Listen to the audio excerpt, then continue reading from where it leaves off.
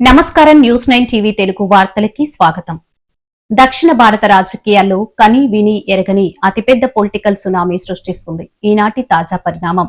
నిప్పు ఉప్పు లాంటి రెండు బద్ధశత్రు పార్టీలు ఇప్పుడు అధికారం కోసం ఉప్పు పప్పులాగా కలిసిపోతున్నాయా?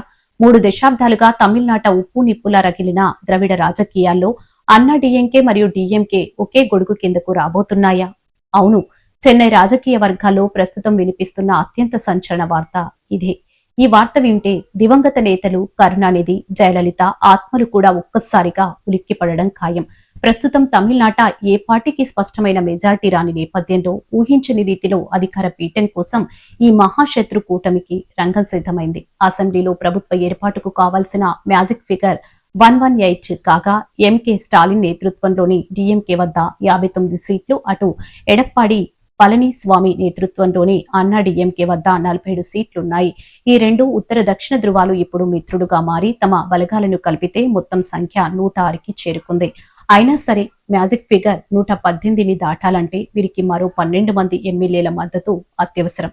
దీనికోసమే ఈ సరికొత్త ద్రవిడ బంధం మద్దతు వేట మొదలుపెట్టింది. ఆ 12 సీట్ల లోటును పూడ్చుకునేందుకు ఐయుఎంఎల్, వీసీకే, పీఎంకే అలాగే లిఫ్ట్ పార్టీలతో కలిసి ప్రభుత్వాన్ని ఏర్పాటు చేసేందుకు తెర వెనుక భారీ స్కెచ్ నడుస్తుంది. పదవుల పంపకాలు, కీలక మంత్రివర్గ కూర్పుపై ఇప్పటికే ఇరు పార్టీల మధ్య డీల్ సెట్ అయినట్లు ఓఏసీ గార్డెన్ నుండి స్టాలిన్ నివాసం దాకా గుసగుసలు వినిపిస్తున్నాయి.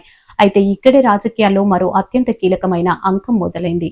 అదే రీసార్ట్ పాలిటిక్స్. తమ ఎమ్మెల్యేలను జాతీయ పార్టీలు ఎక్కడో హైజాక్ చేస్తాయో అన్న భయంతో అన్నా డీఎంకే అధిష్టానం రాత్రికి రాత్రే తమ ఎమ్మెల్యేలందరినీ అత్యంత రహస్యంగా పాండిచ్చేరికి తరలించింది.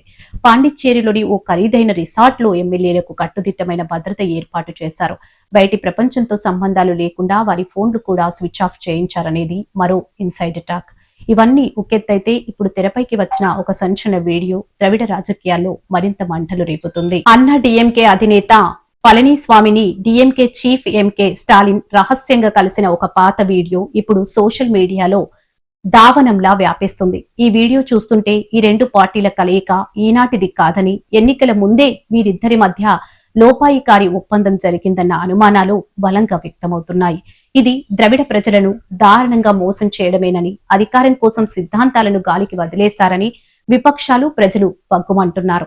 అయితే విమర్శలు ఎలా ఉన్నా పక్కా ప్లాన్ ప్రకారం అంతా అనుకున్నట్లు జరిగితే ఎల్లుండే తమిళనాట ఈ సరికొత్త సంచలన డీఎంకే అన్నా డీఎంకే కూటమి సర్కార్ కొలువుదీరే ఛాన్స్ స్పష్టంగా కనిపిస్తుంది. రాజకీయ చరిత్రలో ఇది చీకటి రోజు లేక కొత్త శకమా? అసలు పాండిచ్చేరి రిసార్ట్ లో ఏం జరుగుతుంది?